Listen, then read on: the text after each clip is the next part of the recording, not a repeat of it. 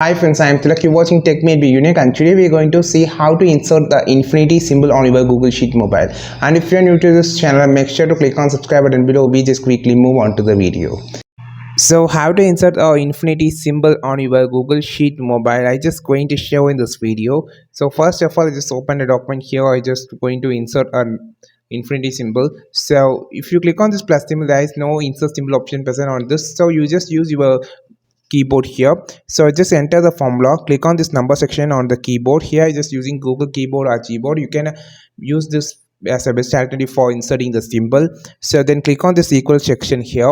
Then you just want to long press on the equal symbol, which you will have this pop-up for selecting the infinity symbol.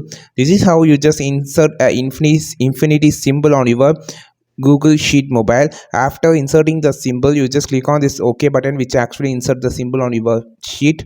And this is how we just insert infinity symbol. I think this video helped you a lot. Like this video, share this video, subscribe this channel. We will meet our next video with a super valuable content. This is Tilak signing off from Tech Made Be Unique. Have a wonderful day.